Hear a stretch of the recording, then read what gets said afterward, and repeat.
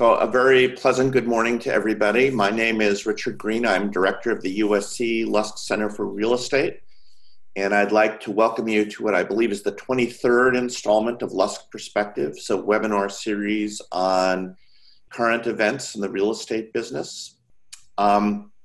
Just rules of the road. If you have a question for our speaker, please type them into the Q&A box. And today, our speaker, who I will introduce in a moment, will be handling those on his own. That's his preference. Although I will be interjecting some questions of my own as well. It is my great pleasure to welcome Chris Mayer from the Columbia Business School to our program today. Chris is one of my very oldest friends in the academic real estate business.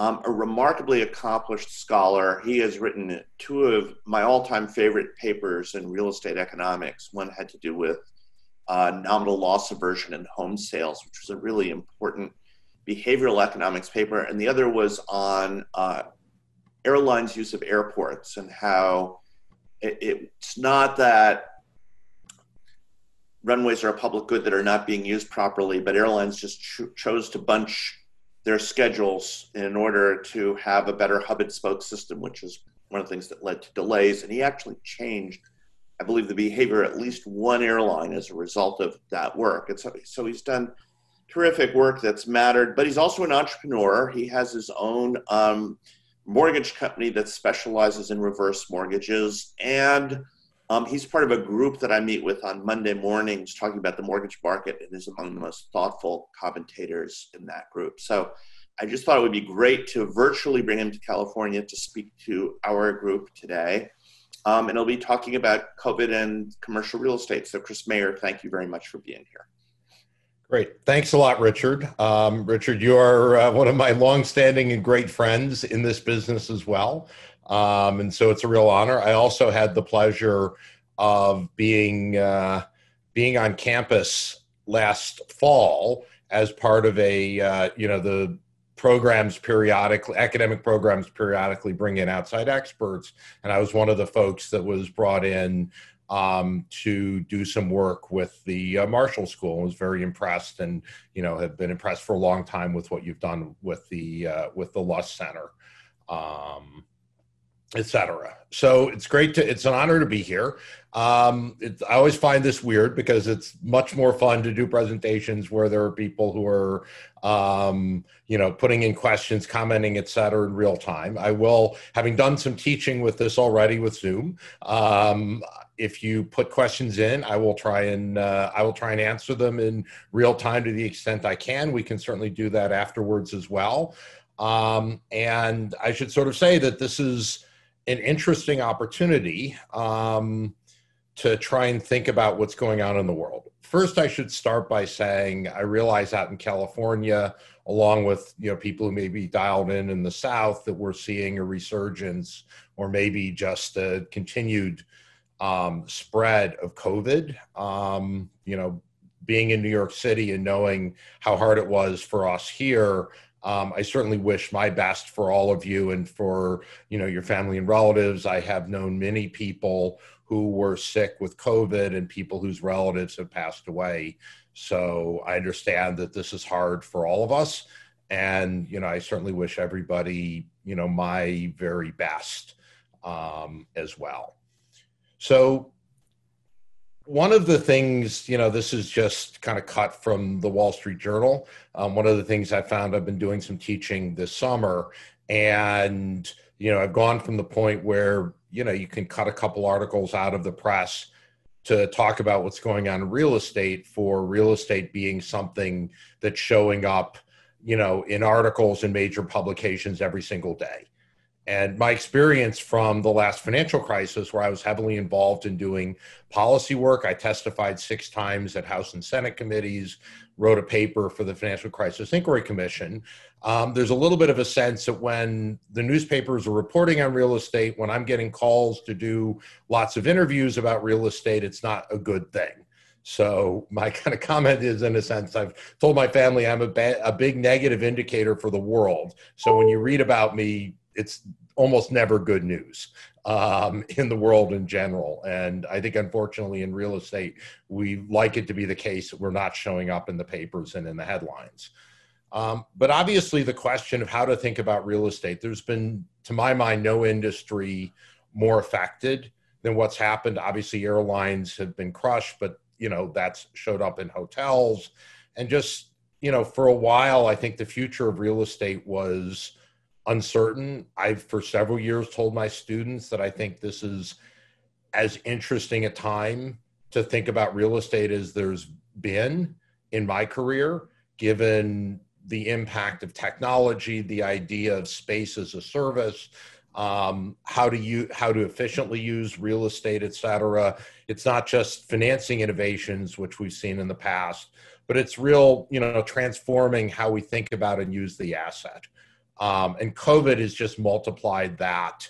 In some cases, accelerating trends, as in, retail and malls, things that were already happening got accelerated. And in other cases, things which just hadn't happened at all, certainly including, office space and apartments, seemed to suddenly fundamentally change, and even housing.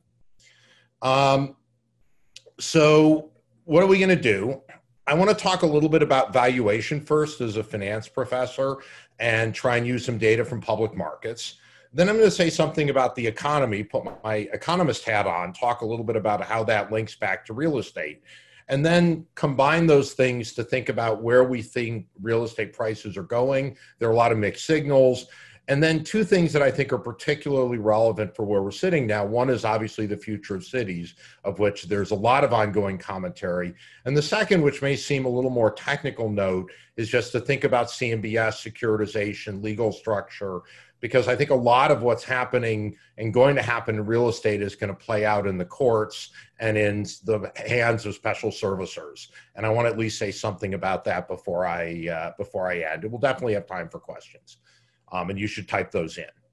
So the first thing is, for those of you who follow them, Green Street Advisors, which is at this point not only a REIT shop, but does more general analytics, since February 21st has been tracking how commercial real estate prices have looked. And Green Street has a lot of careful analytics where what they're trying to do is look at the share price of REITs and disentangle from that both the levered and unlevered returns. And so what you can see in this chart is sort of what they're talking about is equity value. That's the change, for example, in mall companies. So mall companies since February 21st have fallen 50%, but their estimate on an unlevered basis is that malls themselves have fallen 27%. And the difference, for example, between malls and strip centers is that regional malls came into the crisis a lot more levered, or the regional mall companies relative to strip companies. And as a result, while the strip centers, the shares have fallen less, from a property value perspective, strip centers appear to have, or if you back them out from REIT prices, strip centers appear to have fallen almost as much. And what's particularly striking in this picture is how much office and apartment prices seem to have fallen, 21, 22%. And this is as of last week. And we know the overall stock market has actually close to fully recovered to where we were in its previous peak. And so I don't think that these prices are just a matter of, investors didn't pay attention or they didn't know or, they haven't thought about it. People are thinking hard about real estate. And so these declines in prices reflect investors trading every day billions of dollars of shares of companies where they've thought hard and have decided that real estate has fallen much more in value. Now, as a result of this, there's some actual private equity investors. Blackstone, Starwood, for example, have both said that they bought billions of dollars of REIT shares. Their view is if I was going to buy a property at a 20% discount, why not buy shares underlying those properties at the same 20% discount? And maybe in the future, I'll be able to do more with this. And so there's some real estate investors have looked at this and said, this is an opportunity for me to buy because I think the public markets are overdone. But I want to at least spend a little bit of time thinking about that and going through that calculus. The other thing that's interesting is the housing market is seemingly on fire. According to Redfin, over half of home offers were a bidding war in June. I have friends and colleagues from Columbia who were living in New York City who just immediately picked up and took their kids into the suburbs and are like, you know what, I have this great deal on a Columbia Business School, on a Columbia University apartment. I'm out of here. I'm not going to be in New York City anymore, and I'm moving to Westchester. And they are bidding. And if you want to buy a home in Westchester, out in further Hudson Valley or other places further away, you're going to be bidding against lots of people to buy properties. And so in a sense, the stuff that's selling is selling with many offers. Home builders saw the strongest June since the last housing boom as people have moved, and home builder sentiment has really been back to COVID highs. And actually, if I show you the picture here, one of the sectors that has kind of done the best, if you look all the way on the left, is the single family rental sector, where it suggests prices have fallen only, I quote, only about 6% on an unlevered basis for the underlying properties. So the housing market seems to be doing well, and according to Zillow, et cetera, things are good. It's odd because we have record numbers of borrowers who are not making mortgage payments. About 7.7% of mortgage borrowers today aren't making payments. That's down a little bit. But according to CoreLogic, if you compared this to the last recession, we saw a bigger spike in people not making their mortgage payments and in forbearance now than we did in 2008 and 2009. So on one hand, home prices are doing great. On the other hand, we have large numbers of homeowners who are not even making their mortgage payments. So how do we understand these phenomena? And what does it say about real estate? So the first thing all of us have seen, the numbers, we had this huge spike, a historic spike in unemployment in the US that just happened at a speed and a level that really people hadn't seen before. I mean, nobody's seen anything like what's happened with COVID. I think you have to go back to 1918 to have anything, where the world and the US economy responded this quickly. The unemployment rate spiked. It's come down a little bit. But if you sort of said we're sitting at a point where the unemployment rate's 11%, that's about where it was in the depths of the Great Recession in 2009, 2010.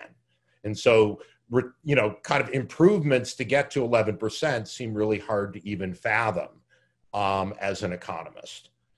Despite this news, over 90%, NCREIF has, and unfortunately I can't directly show you the data. NCREIF has, kept this, is kind of keeping this behind a closed door. NCREIF is National Council of Real Estate Investment Fiduciaries. Think of them as reporting on large properties owned by large institutional owners. Office, industrial, apartment tenants are all paying, over 90% of them are paying rent. Obviously, I didn't mention retail. Their numbers for retail show under 50%. And depending on who you talk to, whether, you're looking at shopping malls where I think the numbers are lower, or you're looking at strip centers where certainly they're doing a little bit better, there's still large numbers of tenants who continue to make their rent payments in the face of historic shocks. I'll focus for a second on apartments. National Multi-Housing Council has data that reports over 95% of apartment tenants paid their rent in April, May, and June. And if you look against year-ago numbers, in April, for example, they ended up at 94.6 versus 97.7. So basically a reduction in rent payment of about 3% of all apartments owners. That's stunning, given the incredibly sharp increase in unemployment. And as we've gone along, we've actually seen, from April to May to June, the percentage of people paying rent has actually gone up, not down. Now, these are not the perfect data, and many people have kind of talked about this because, again, these are on 11 to 11.5 million apartment units. But as many of you know, the majority of rental housing in the United States is not owned by large institutional investors. It's mom and pop investors. and the kinds of tenants in the mom and pop investor owned properties are much more likely to be sort of lower end tenants, less high quality units, which are less well maintained. And those are the kinds of things that the people who have gotten hit by COVID disproportionately are living in. And so these data surely overstate, rental payments in the country. A second source of data, the US Census Pulse data, which some people have talked about, they're not exactly reporting kind of the rent, although they do have some rental data. They suggest much lower rental payment numbers. And it's kind of hard to reconcile the Pulse data with the NMHC data. But when you look at them, the data are much more striking. And in particular, they report geographically a question which I think is, troubling, which is they're asking for the percentage of people who either missed last month's rent, which we know isn't a huge number, or mortgage, which again, on a percentage basis, are not huge numbers, or those who have slight or no confidence that their household can pay next month's rent or mortgage on time. And what you can see is the darkest colors, which represent between 27 and 37% of respondents, reflect the parts of the country which have been hardest hit by COVID. And you see now places in the South and places in the Northeast where the crisis hit. And while certainly New York and, New Jersey and Connecticut are coming back a little bit in terms of opening up, we're not coming back like people had thought or hoped we would. When I was out this morning, people are still wearing masks on the street. They're not really going into restaurants. Broadway is closed till January at the earliest. All the things that really make New York, New York just doesn't exist for people living here. And you can sort of see other parts of the country as COVID have left large numbers of Americans showing that they are really, really concerned about their ability to make their rent or mortgage payments. And, I suffice it to say, with all of the things associated with the Black Lives Matter movement and the recognition that, underrepresented minorities in this country have much harder lives and have had much harder lives, have less wealth, and less ability, or in jobs where they're on the front lines and gotten hit harder by the disease and have higher death rates from COVID. And so we know the impact of this is worse on minority communities and on smaller landlords. And I think it's important, sometimes we think about real estate and kind of have this sort of disconnected, view of this and what's going on in the broader world. I think it's just important to recognize how much this impact has hit these communities. The reason I think, and I think many analysts think, that we're seeing the economy and rent payments do so much better than the unemployment data is the federal government stepped in an enormous way in April and beyond with the CARES Act. So disposable personal income in April actually rose 13%. It's well higher in May than it was in February. How is it possible that people actually have higher disposable personal income with the record changes we're seeing?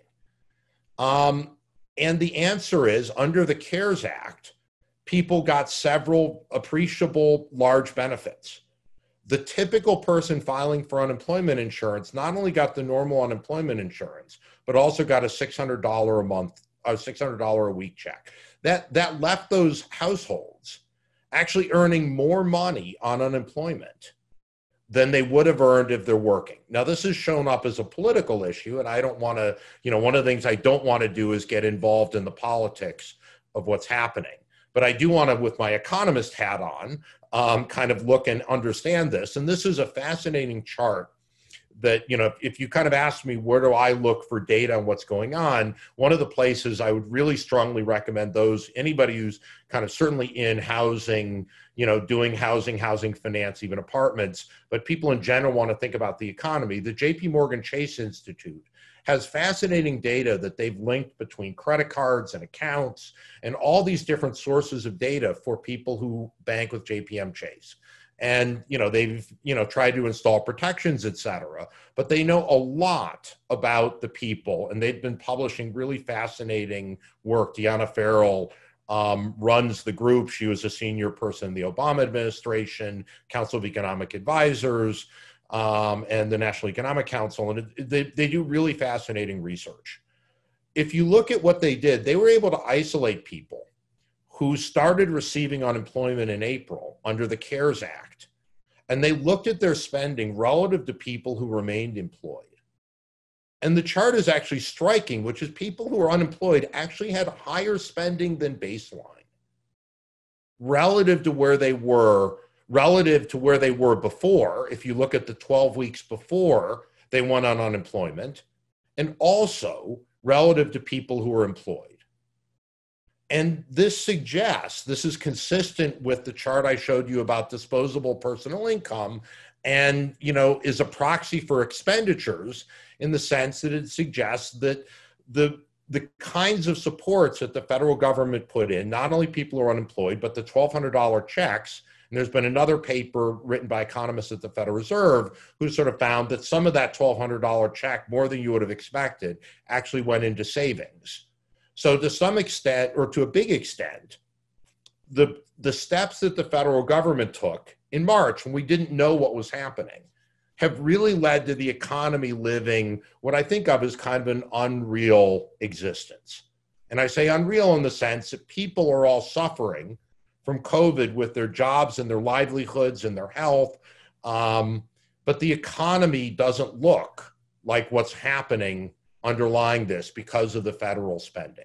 And the question is going to be what happens when the CARES business payments end. So this isn't just about unemployment. The airlines were paid a lot of money to keep people employed in the airline sector. They've said, airline travel isn't picking up anything like we expected. We are either going to expect more pilots and flight attendants and other people, to be out of work. Hotels who got money through the PPP program that are paying employees because they needed to do it to qualify for PPP. These are all people who are likely to eventually lose their jobs in the near term unless the federal government steps in again. And don't take this as an observation. I think they should, because if we think that this is going to be a long-lasting crisis, if I put my economist hat on again, I think what we want the government to do is to provide a safety net, which is critical. But it's also important to have some incentives in the economy so that the kinds of businesses that are hiring and adding people can start to add people. And we know that the market, that one of the important things about the market is it provides signals to move the economy in a direction that's sustainable. At the same time, I think none of us are proposing, or none of us would think about proposing the idea of leaving people homeless and without the ability to feed themselves and get medical care. So this is a very hard problem. And when you look in the papers and look at the commentary on the political side, it's just going to be a huge issue. I don't know where it's going to end up. I cannot imagine we are going to continue with $600 a month more for unemployment. The question is how much. But there's a recognition that this is going to go on longer, and even the most optimistic estimates, even if we have a vaccine quickly, have us into 2021 at the earliest, and probably Q1, Q2 of this, vaccines and treatments being widespread enough to fix things. The carnage between now and then is likely to be really significant and terrible for many people. So I don't know what the federal government's going to do. But it's tough times. So Chris, could I, just a clarifying question, could you go back to your spending graph for a moment, please? Yeah. So this doesn't necessarily say that unemployed people are spending more than employed people. What it's saying is relative to baseline they're spending. Correct. Relative to what they were spending before. Relative to what they were spending before. I just want to make sure the audience understood that, because the graph could, read incorrectly, imply that they're spending more. And what it is, they're spending more relative to what they were spending before, not that they're spending more than employed people. Yes, that's an excellent point, Richard. It's an important clarification. Thank you. The people who are employed on average are higher income, higher net worth people. So their baseline spending was surely higher than the unemployed people, because we know this was hit towards the bottom of the income spectrum. Yeah, yeah. Thank you. And retail conversions to market rate. Let me come back to, I will say more on the apartment side of things. And I will also say a little more on the retail side, James. What do we expect about real estate prices? How does this affect the market? And what are the implications? And I'm going to talk about prices. I'm going to talk about rents.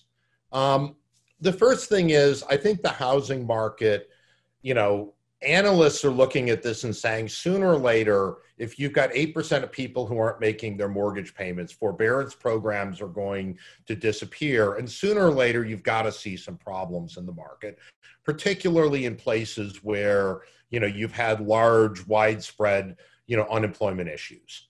And so the initial forbearance programs were 6 months. They can be extended up for a year.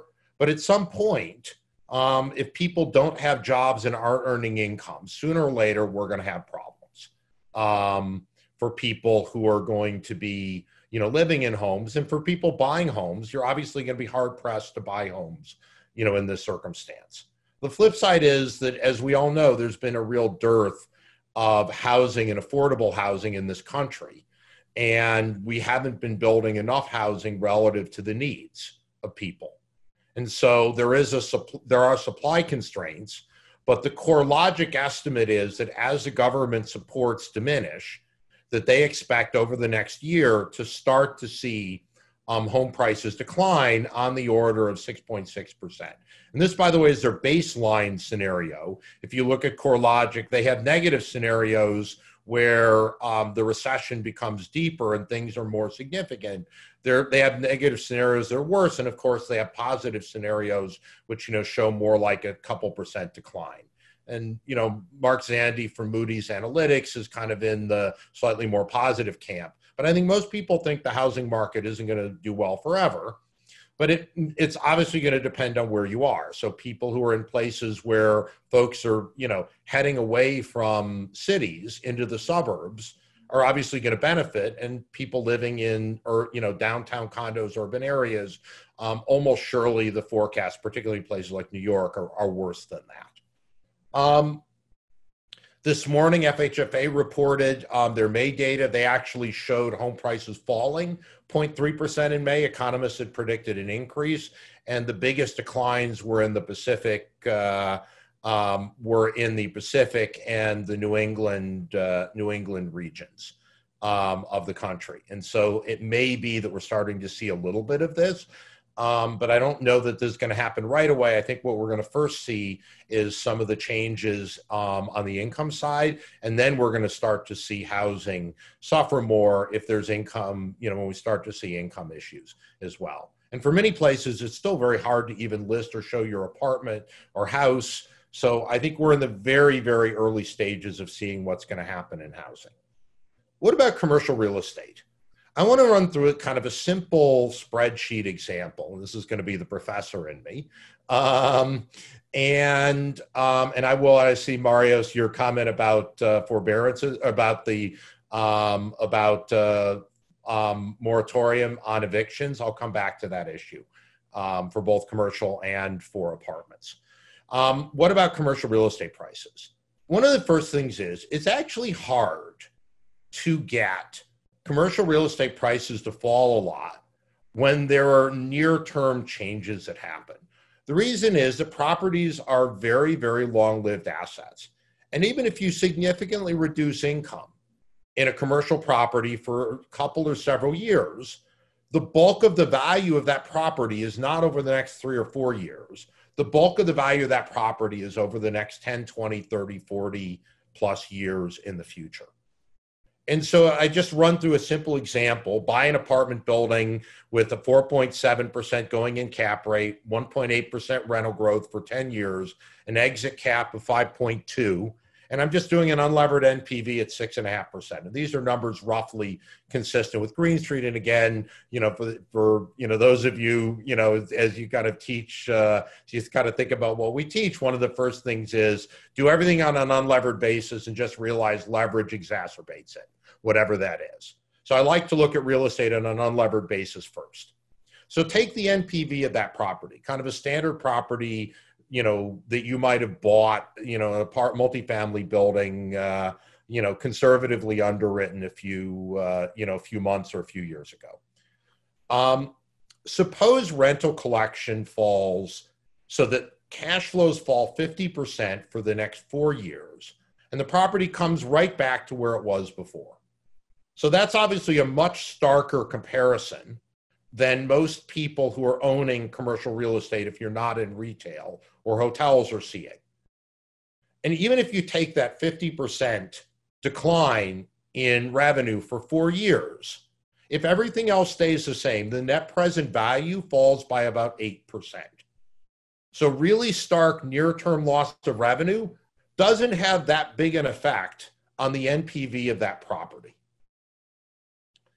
By comparison, if I do the same 4-year decline, but I also hold the base the same.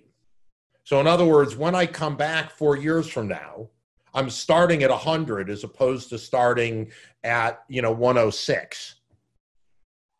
So keep the base the same. So 4 years from now, we have the same base rental level. And for the next 4 years, we actually got 50% of rents.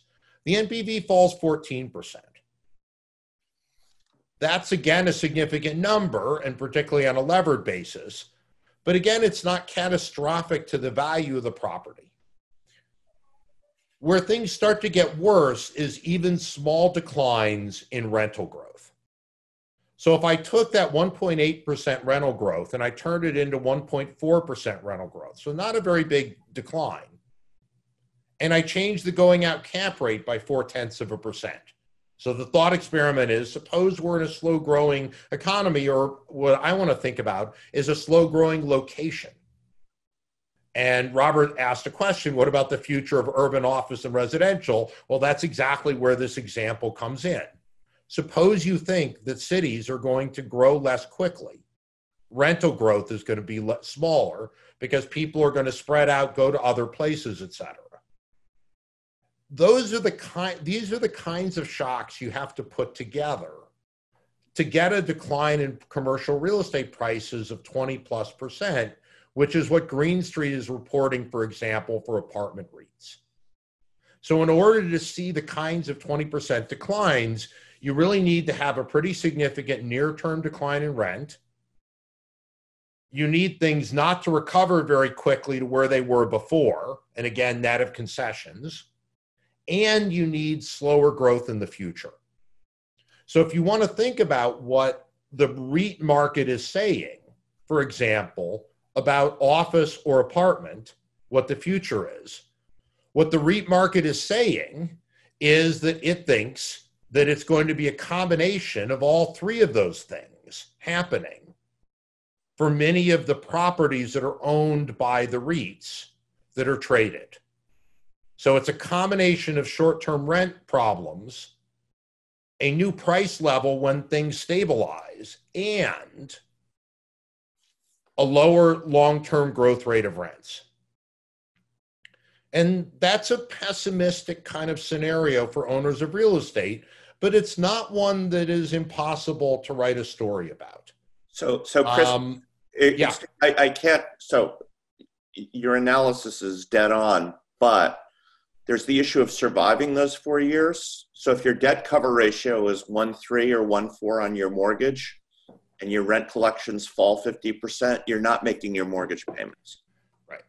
So leverage is where people will start to get into trouble, and then it depends on who you're getting your leverage from. So I'm going to come back a little bit for people who are, in the worst hit sectors where things are really big. In office, apartment, and industrial, you're not really seeing declines in, rental payments are 90+% of what they were.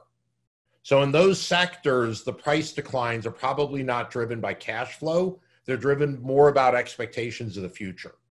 The places that are the worst hit, to your point, are going to be hotels and retail properties, particularly malls.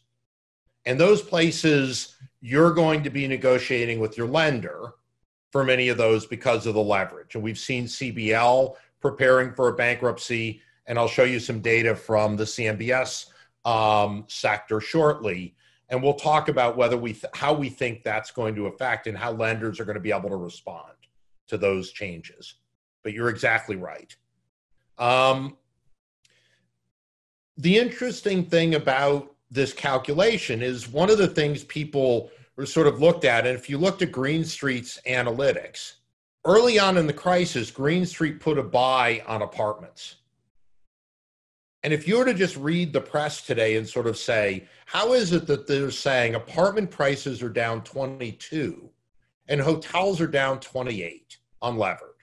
That's really hard to think about given how many apartment tenants are paying relative to hotels. How could hotels not be that much worse? And even malls not be that much worse? On the mall side, part of the answer is that in February of 2020, malls had already fallen in the public markets quite a bit. So this is not a peak to trough decline. Malls had already declined a lot. And as a result of those previous declines, they came into the crisis with a lot of leverage. And that kind of gets to your point, Richard.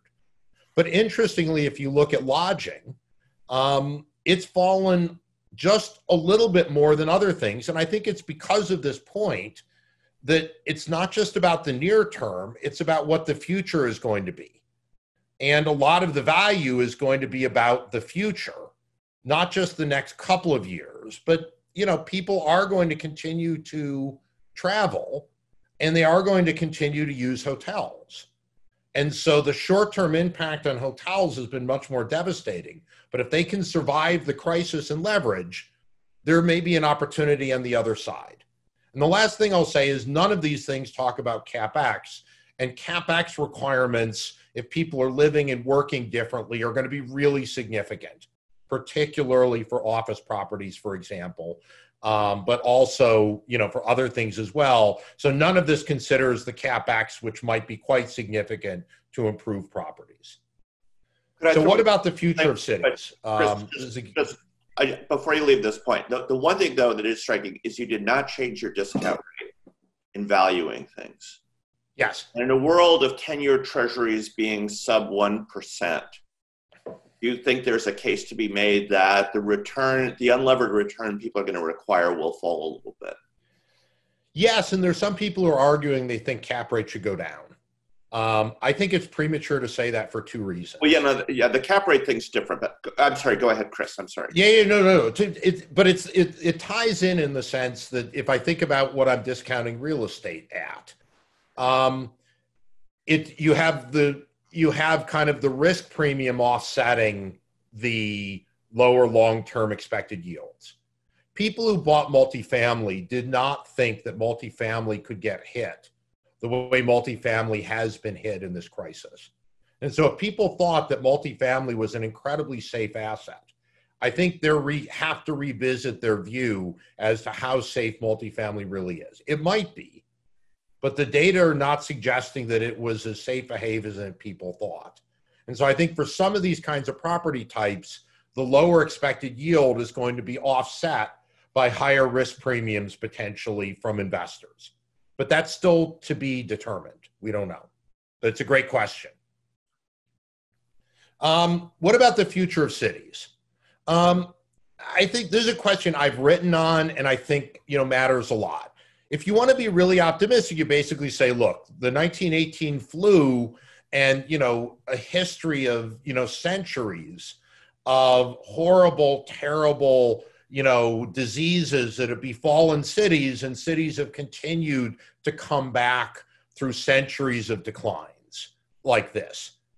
And even if you look at the rents and prices in the US, there's these long-term patterns that have been really favorable to what I call superstar cities.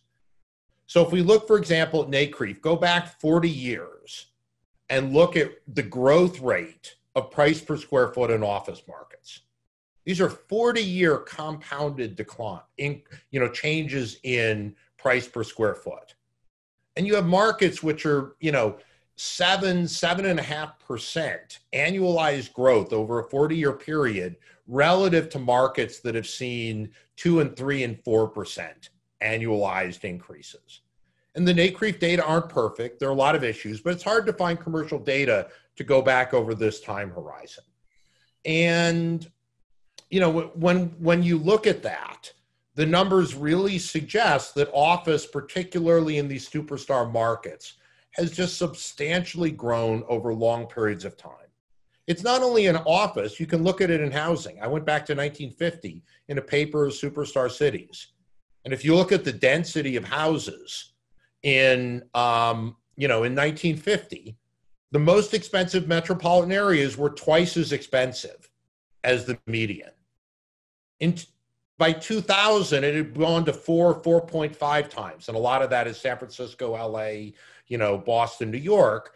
But the most expensive places were 4.5 times more expensive than the median. And by 2020, if you look at the data for San Francisco, it's just gotten even bigger. So the green is the US, the blue is San Francisco, and the blue is high tier properties. The red are all properties in San Francisco. So we've just continued to see the spread that these real estate prices, office, residential, housing, have all grown substantially faster over decades. And in many cases have grown faster than the economy and have grown faster than GDP and incomes in the country. And the question is, how sustainable is this? The key has been that these places are tied to the attractiveness to high-income households. That's what's driven this, is the fact that you have increasing concentration of wealth and income, and those people have wanted to live in the highest priced cities and have wanted to work in the highest priced cities. And that's driven these price increases. And so a lot of this is going to depend critically on the question of whether we're going to actually see people continue to want to live, sorry about that, in these markets. And I think that's an open question, because that is what is driving big firms to want to pay rent premiums to be in these locations. And I wish, as a New Yorker, I'm not a lifelong New Yorker, I grew up outside of Chicago, but as a New Yorker for decades now, I wish I could be more optimistic about where things are in the near term. I think these New York, New Jersey, Connecticut, Illinois, also other places, are really facing significant structural problems. They were harmed by the SALT, which is the ability to deduct state and local income taxes, and also by the caps on deductibility. So was California hit by that. But even if you repeal SALT today, I think SALT was just one of a number of things which were starting to hit these markets, and again, particularly New York City, that is going to present enormous headwinds: inequality, high housing costs, aging infrastructure, inefficiencies in government. We spent $7 billion extending a subway 3 stops in Manhattan. We can't rebuild our infrastructure spending at those levels. There just isn't enough money. A $100 billion infrastructure program, which sounds really big, if 3 stops on a subway, or the amount of money that some of the California projects run, continue to be as high as they are, it becomes very, very difficult to rebuild infrastructure. But California's infrastructure is not as aging as it is elsewhere.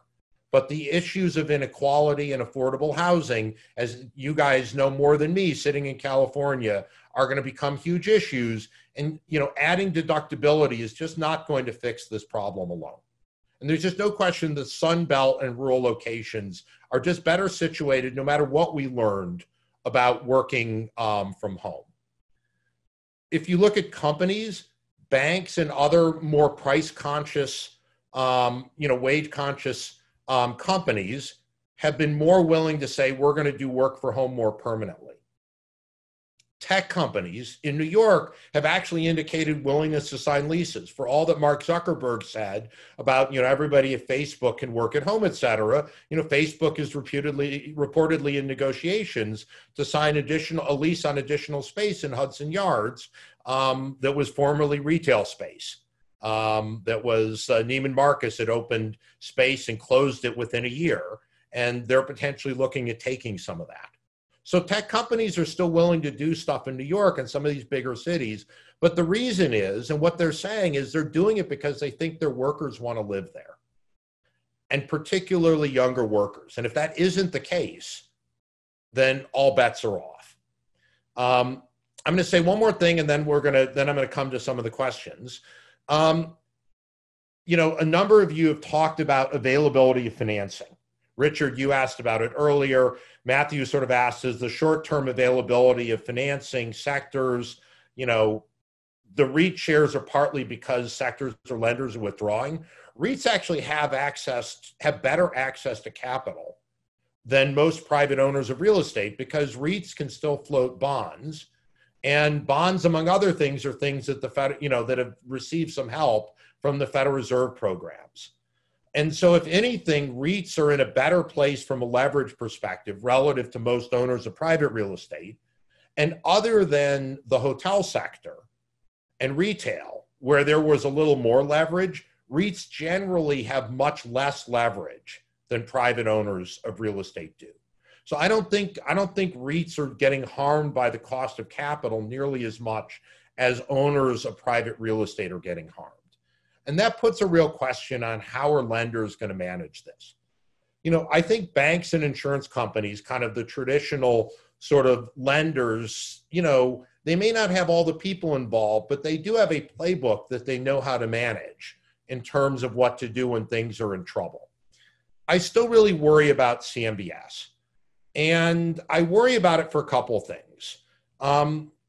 That's where a lot of the kinds of hotel and retail loans got put into CMBS issuance.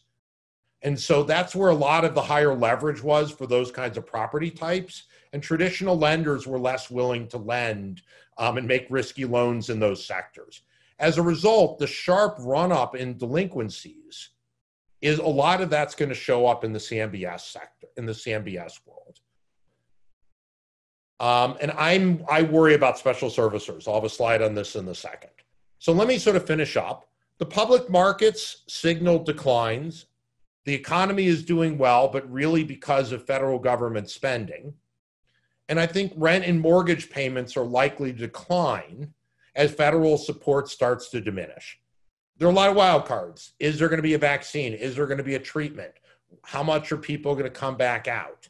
And then as we had another question from somebody who had owned a commercial building, Marios, you know, what about these foreclosure and eviction moratoria?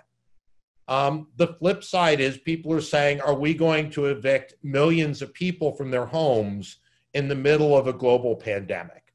Are we going to further harm small businesses, which are the lifeblood of our cities and economies, by making it easy for them to be kicked out? I understand both sides of this. I completely understand how owners of real estate have to make their mortgage payments. And nobody's giving them forbearance, although there are some, some who have Fannie and Freddie loans get some of that.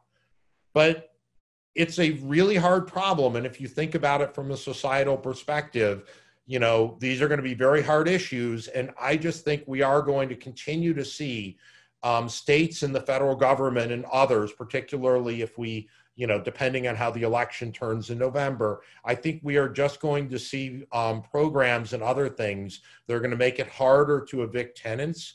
And the arguments are going to be both humanitarian as well as financial and political. And those are going to be very hard. You know, the distributional impact of COVID, I've talked about this. You know, what do we think for real estate? Well, what is going to be 2022 look like? Are people going to come back to work? And are cities going to be attractive? And for the questions on retail, I think the honest assessment on retail is the best we can hope for is that people are going to continue to be sort of, retail is going to be able to return to being about experiences as opposed to being just about selling goods. Malls like American Dream, Mall of America, some of the big malls that have been trying to reposition themselves to be about experiences, if COVID changes and people are again living in cities and concentrated areas, and they're able to participate in these things and to go out to dinner at interesting restaurants, I think there's things that could help retail. But the fundamentals of shopping, online, et cetera, it's not like, COVID just accelerated, by a couple of years, trends that were already happening, unfortunately. I believe in cities. I love cities. I love living in New York. I love living in places where there's density and the advantages of density. But New York and, other major cities have gone through significant periods where, despite those advantages, they've had real problems.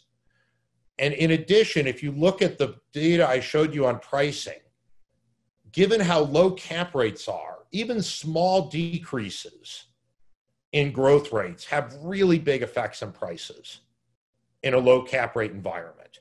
And given the really big run-ups in prices in some of these gateway markets, we had seen, and Green Street's analysis has kind of shown this among others, we had already seen rental growth slowing in some of these big gateway markets. And that slow in rental growth, is hard to imagine that these things aren't going to continue to lead to slower growth in the future. And we know REITs, own more institutional gateway, high quality assets. So REITs are definitely not an indicator of the average ownership of commercial property in the country. But for institutional kinds of properties, I think there's a fair bit of, there's certainly a fair bit of understanding of what could drive those price changes. And, the last thing is just the lending market and securitization. And here's a place where I'm really a pessimist.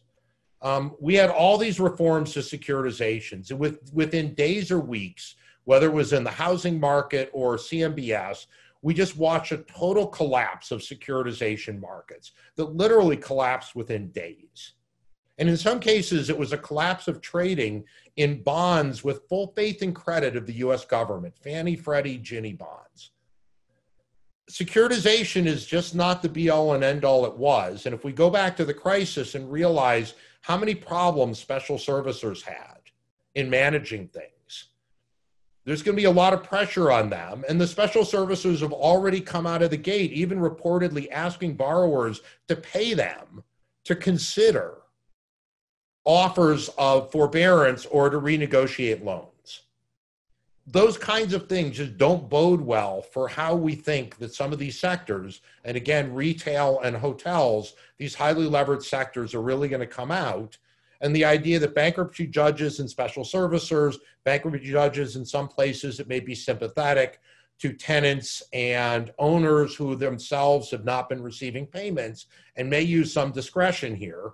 I think there's kind of a question of what this is going to be and how it's going to work. There has been a lot of money raised to manage distressed real estate and distressed real estate funds, but I don't think just rolling out the playbook, the old playbook and buying a bunch of distressed stuff, and calling it a day is going to kind of get us and manage where we are today. I think it's going to be a more complex scenario. So we have a couple of minutes left. I just want to look through and see if questions. I saw somebody who's a commercial building where tenants aren't paying and Wells Fargo isn't working with you. Some of it may be staffing, but some of it is lenders looking and saying, if they think you're able to pay and if they think that loan is still money good, the question is they're making strategic decisions. And I think these are really hard negotiations. So Marius, I feel I'm quite sympathetic to the problems associated with this.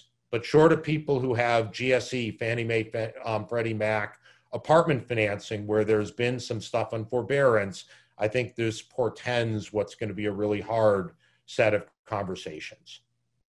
So Chris, then property conversion, let me just hit James's point. I absolutely think we are going to see conversion, whether retail mall to mixed use and other things, but frankly, that was happening before this. Simon Properties was already starting to, start to put residential. Taubman, other, mall companies were starting to do residential and mixed use before this. And I think COVID is just, if anything, accelerating on that front what were pre-existing trends. So I do want to, so there are a couple of questions about the Sun Belt, and I do want, and we're coming up at the top of the hour, but I do want to also underscore a point you made about inefficiency, that New York spent $7 billion to extend the subway 3 stops. Now, actually, you can make a cost benefit point that it was still worth it for $7 billion, but it didn't need to be $7 billion. And one of the ways the Sun Belt is at an advantage is it seems more efficient in the delivery of infrastructure projects. I've started working on a project to look at induced traffic demand. That I've been looking at points where freeways are expanded in different cities around the country. And one of the things when you're in the Sun Belt and you read the press releases, the freeways are done, the expansions are early. They finish before they're scheduled to finish. And for those of us living out here in California, it's a minimum of 2-3 years after the initial announced date for when completion is supposed to happen that things actually happen. We had the 405 nightmare. We know of the 5 freeway being expended and it taking a very long time. So, thinking about what is it about the Sun Belt that they're able to deliver these projects in a more timely, which of course means less expensive manner than in the coastal cities. Right. There's no question that regulation just plays a role in all sorts of areas.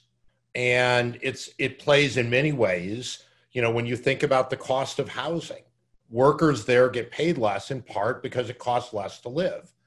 And people can make a good, you just don't have the same homeless problems that you do in California cities. And it's not a political, I don't view that as a political statement. That's an economic statement. It's not saying how people should vote or what they should say. It's just an observation that when housing is less expensive, you need to pay workers less.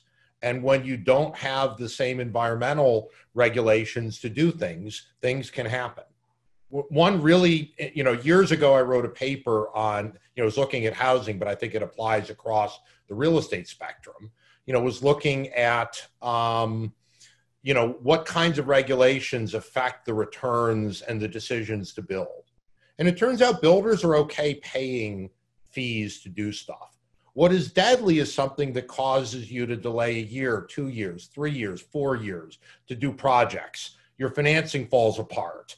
The market changes. What you need to make to build changes. And all these regulations that cause all these delays, not only is time money, but time fundamentally changes your ability to take on projects. And so projects that last years and decades, not years, but 5, 10, 15, 20, 25 years to get accomplished, which are what some of the projects in New York, the redevelopment works, those just don't work for people who are trying to produce affordable housing and affordable, offices and other things. And so all of the kinds of regulations that lead to delays not only raise the price of what you have to pay workers, and they create homelessness, they also create problems for your ability to execute and do things. And so I think these cities are going to have to figure out how can we work and function and serve some of the social goals we want and value, while at the same time being able to do that productively. And those are very hard questions for people to think through. And I just don't hear that conversation taking place when I listen to local, state and local politicians in places like this. And I think the kinds of responses they may have, for some of these kinds of issues are going to be really hard as an economist to address these issues. They're hard. So we need to wrap up, Chris. So 2 just quick things. One is, will you share your slides with the group? May we post? Absolutely. Great, thank you. And second, I do want to combine a bunch of questions and just have this as an exit. Are there cities somewhere that you're particularly optimistic about right now? I think we're going to continue. Look, I believe in cities in general, as I said before. I think people like to live near other people, and density and the idea of having places where people can, have larger markets and exchanges, greater amenities, access to services, the ability for firms to find people, a broad variety of workers, et cetera. I think there are many, many advantages to cities. So I don't think there are going to be lots of people going to rural parts of this country. And if they can, the internet is terrible, having come from a place up in Maine not long ago. So you're not going to be able to work at home very easily until we get a much better satellite system than exists today. So I don't think it's going to be so much rural. I do think it's going to be some of the same kinds of cities where we've seen growth, and their growth is just going to happen more quickly. They're going to sprawl out a little bit further. And the question of whether they can build at greater density is going to depend a lot on, how people perceive health issues and other things about living, more densely. And are they going to start to be able to produce public transportation or other things that allow them to operate with more density? And obviously there are many Texas cities where that doesn't happen. So I think it's going to be some of the same places in the near term, and there may be some, small winners on the other side. And, to a greater extent, what do millennials say? I will still say my kids and some of their friends, even now, still like the idea of living in New York. So I don't want to sell New York short. They still think, and some of these tech firms still think, and even some financial services, that there are going to be people living in, they want to live in some of these places. So it's hard. So with that, Chris Mayer, thank you very, very much for joining us this afternoon, your time, this morning, our time. Great presentation. Thanks, and good luck, everybody, and stay safe. All right. Take care.